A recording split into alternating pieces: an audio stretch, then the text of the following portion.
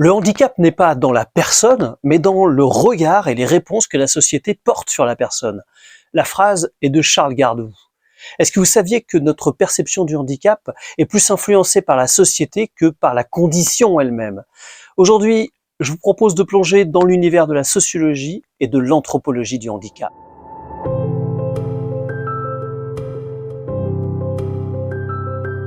Salut! Aujourd'hui, on va explorer ensemble comment la sociologie et l'anthropologie en France ont redéfini notre compréhension du handicap.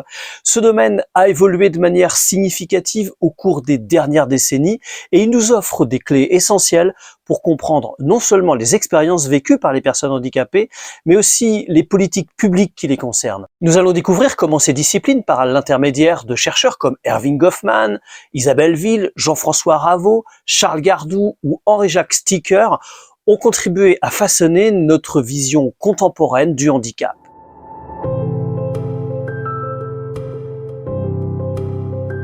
Commençons par Erving Goffman, une figure incontournable de la sociologie qui a largement influencé notre compréhension du handicap à travers son concept de stigmate. Dans son ouvrage Stigmate, les usages sociaux du handicap, publié en 1963, Goffman développe l'idée que le handicap est souvent perçu comme une déviation par rapport aux normes sociales établies.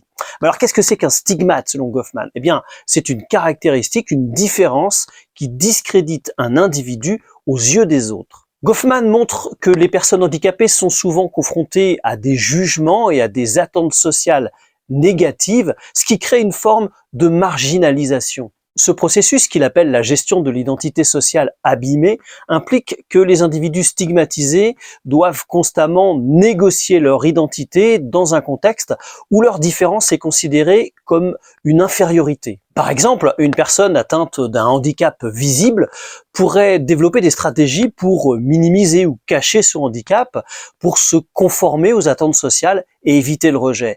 Goffman souligne que cette stigmatisation, c'est pas simplement un problème individuel, mais c'est bien une construction sociale qui affecte les dynamiques de pouvoir, les relations interpersonnelles et l'intégration sociale. Ce concept est fondamental pour comprendre comment le handicap est traité dans notre société. En effet, il remet en question l'idée que le handicap réside uniquement dans l'individu, en montrant que c'est aussi et surtout une question de perception et d'interaction sociale. Ce décalage entre l'individu et les normes sociales est au cœur des difficultés rencontrées par les personnes handicapées dans leur vie quotidienne, nous dit Goffman.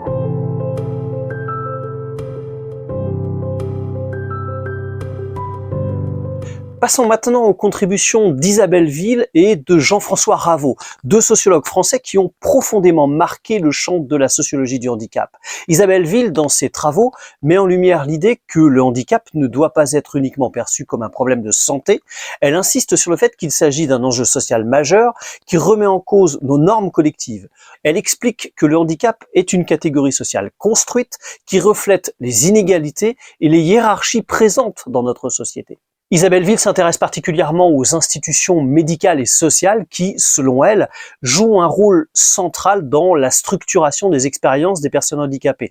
Ces institutions ne sont pas neutres, elles sont le reflet des normes et des valeurs de la société. Par exemple, la manière dont les dispositifs de santé sont organisés peut soit faciliter, soit entraver l'inclusion des personnes handicapées. Isabelle Ville critique aussi la tendance à médicaliser le handicap, c'est-à-dire à le considérer avant tout comme un problème médical à résoudre, plutôt que comme une question sociale à comprendre et à interpréter.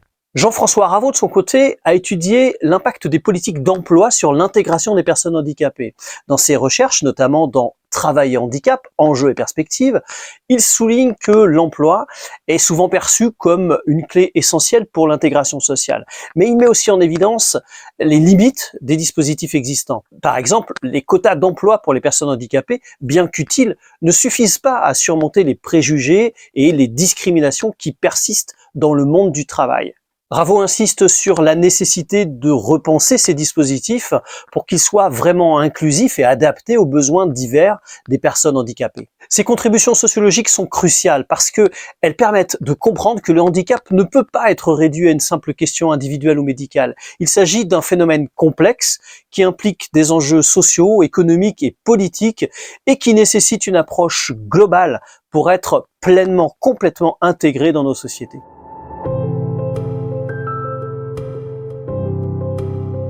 Enfin, je vous propose de nous pencher sur les perspectives anthropologiques apportées par Charles Gardou et Henri-Jacques Sticker, deux chercheurs qui ont grandement enrichi la compréhension culturelle et historique du handicap.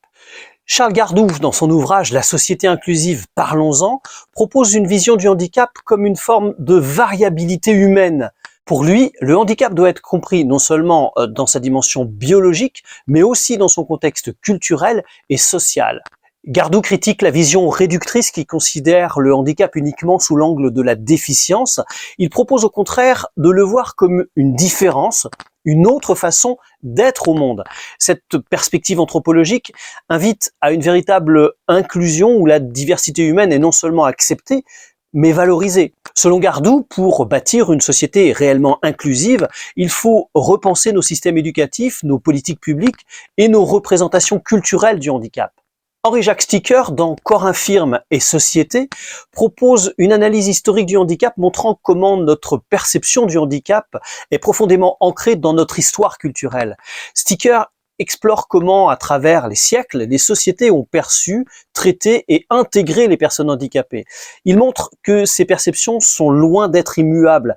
Elles évoluent avec les changements sociaux, économiques et culturels. Par exemple, au Moyen-Âge, le handicap était souvent perçu comme une punition divine, alors qu'à l'époque contemporaine, il est de plus en plus vu comme une question de droit humain. Sticker souligne l'importance de cette dimension historique pour comprendre les politiques actuelles du handicap et les défis qu'elles posent. Le regard qu'une société pose sur elle-même est toujours le fruit d'une époque. Ces perspectives anthropologiques sont essentielles parce que elles nous permettent de voir le handicap non pas comme une simple déficience à corriger, mais comme une réalité humaine complexe, façonnée par des contextes culturels, sociaux et historiques variés. Bref, les travaux de Goffman, Ville, Ravo, Gardou et Sticker offrent un éclairage multidimensionnel sur le handicap. Ils montrent que le handicap est à la fois une question de perception sociale, de politique publique et de contexte culturel. Ces perspectives croisées nous invitent à repenser nos approches du handicap en mettant l'accent sur l'inclusion, sur la diversité et sur la reconnaissance des droits des personnes handicapées. Voilà, j'espère vous avoir donné envie d'en savoir plus sur le sujet. Je vous donne rendez-vous très bientôt pour une nouvelle vidéo. D'ici là, portez-vous bien. Salut!